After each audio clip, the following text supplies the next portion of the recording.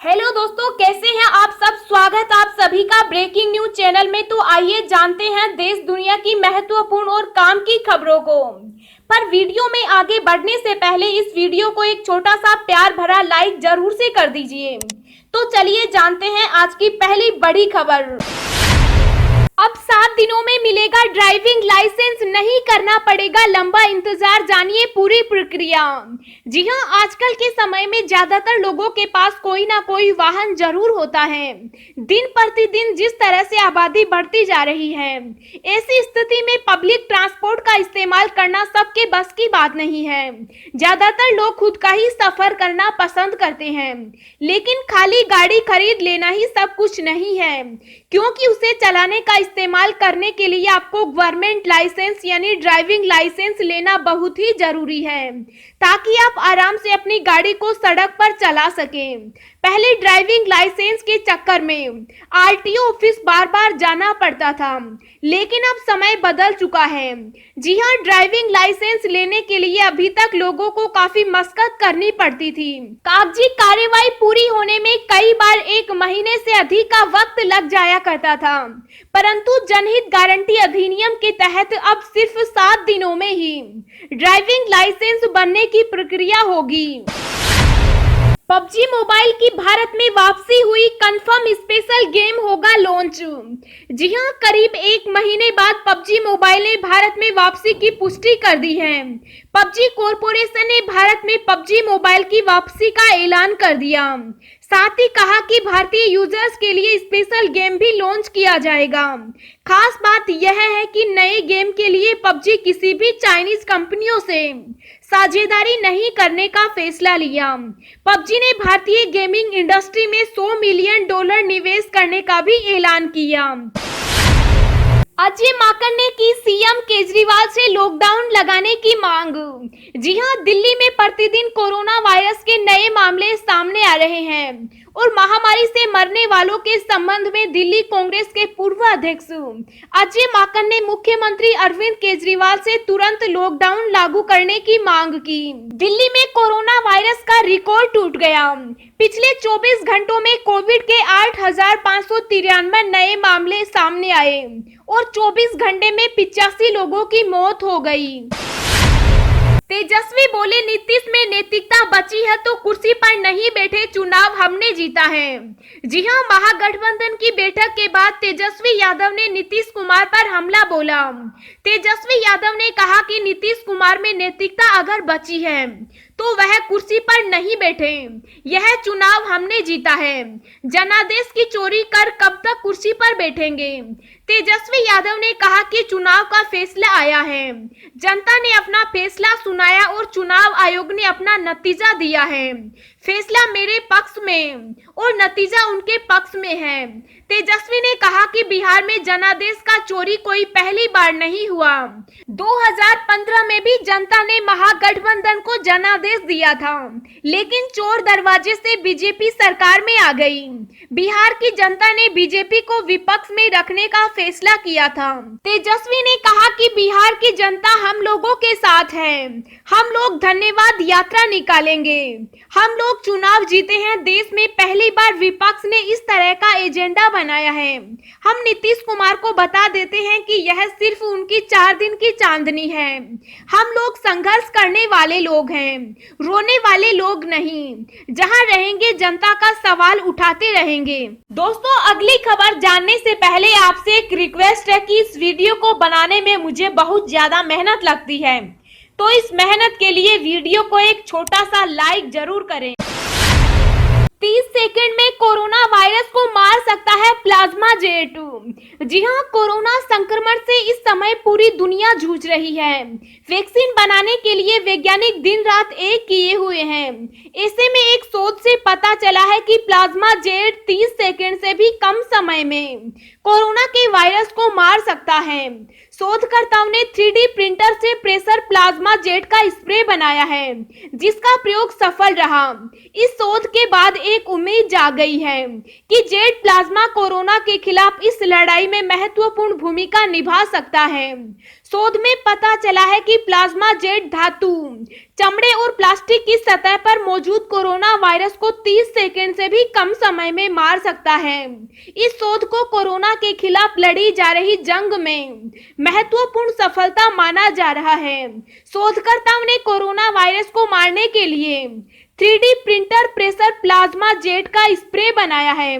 जब इस स्प्रे को प्लास्टिक, धातु, कार्डबोर्ड और लेदर आदि की सतहों पर प्रयोग किया गया तो पाया गया कि इनकी सतहों पर मौजूद कोरोना वायरस को 3 मिनट से भी कम समय में मार दिया, जिसमें से अधिकांश वायरस को मारने में 30 सेकंड से भी कम समय लिया।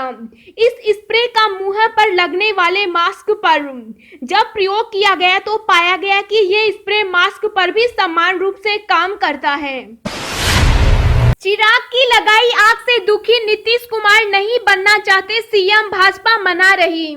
जी हां, 15 साल में सबसे कम सीटें जीतने की वजह से नीतीश कुमार मुख्यमंत्री नहीं बनना चाहते, लेकिन बीजेपी उन्हें समझाने बुझाकर राजी करने में लगी है। नीतीश कुमार इस बात से बहुत परेशान हैं कि चिराग पासवान की वजह से जेडीयू को चुनाव में कम से कम 25 से 30 सीटों का नुकसान हुआ। कम सीटें आने पर नीतीश कुमार जैसे व्यक्ति के लिए फिर से सीएम बनना आसान नहीं रहेगा। निर्मला सीतारमण बोली, एक देश एक राशन कार्ड, देश भर में लागू आत्मनिर्भर भारत रोजगार योजना की घोषणा। जी हां, वित्त मंत्री निर्मला सीतारमण ने राहत पैकेज का ऐलान किया। सीतारमण ने कहा कि एक देश एक राशन कार्ड अब 28 राज्यों और केंद्र शासित प्रदेशों में लागू है। आत्मनिर्भर भारत रोजगार योजना को लॉन्च किया जा रहा है ताकि नए रोजगार के सृजन को प्रोत्साहन दिया जा सके। नई दिल्ली में सीतारमण ने कहा कि अर्थव्यवस्था की हालत में बहुत सुधार हुआ है। कोरोना वायरस के सक्रिय मामले 10 लाख से घटकर 4.89 लाख हो गए।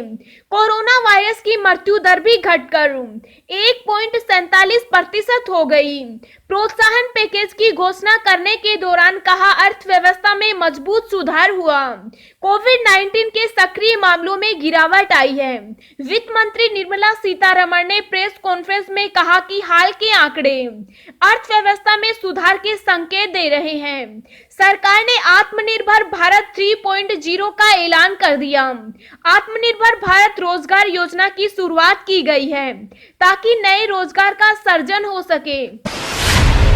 पीएम किसान स्कीम, आपके बैंक अकाउंट में खेती के लिए 18 दिन बाद आएंगे 2000 रुपए, जल्द करें ये काम। जी हां, मोदी सरकार अपनी सबसे बड़ी किसान योजना के तहत खेती के लिए आपके बैंक अकाउंट में फिर 2000 रुपए भेजने की तैयारी कर रही है। प्रधानमंत्री किसान सम्मान निधि स्कीम की 7वीं किस्त 1 दिसंबर से आनी शुरू हो जाएगी, यानी 18 दिन बाद केंद्र सरकार आपके खाते में 2000 रुपए और डालेगी। इस स्कीम के तहत सालाना 3 किस्त में 6000 रुपए दिए जाते हैं।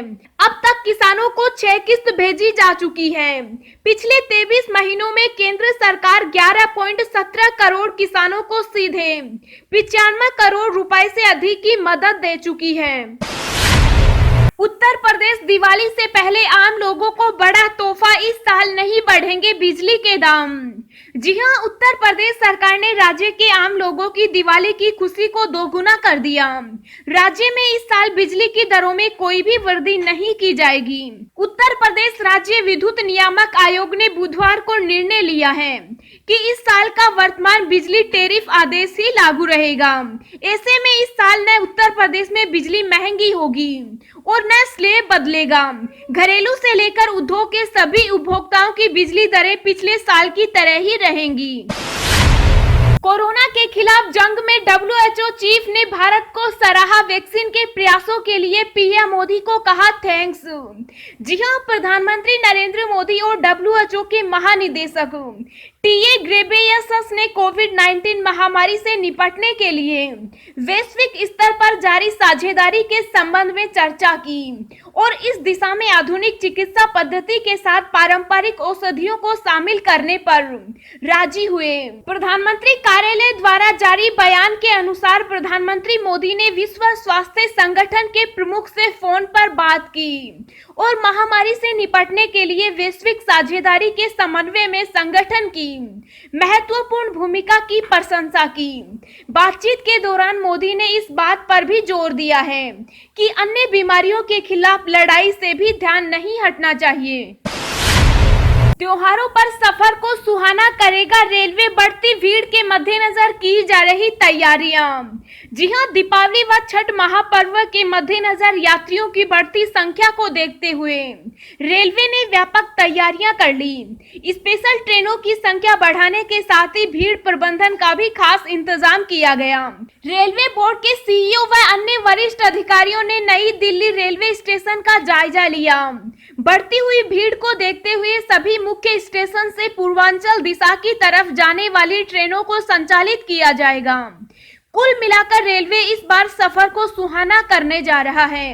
रेलवे बोर्ड के सीईओ विनोद कुमार यादव ने उत्तर रेलवे के दिल्ली, लखनऊ, मुरादाबाद, अंबाला और फिरोजपुर रेल मंडल को भी यात्रियों की बढ़ती हुई संख्या के लिए पर्याप्त इंतजाम करने का निर्देश दिया। कोरोना के मद्देनजर सभी प्रोटोकॉल का सख्ती से पालन करने की सलाह भी दी गई। निर्देश दिए गए कि यात्रियों की भीड़ बढ़ने पर नई दिल्ली आनंद विहार, दिल्ली जंक्शन, निजामुद्दीन स्टेशन पर रेलवे बोर्ड के वरिष्ठ अधिकारी नियमित आधार पर निरीक्षण करेंगे।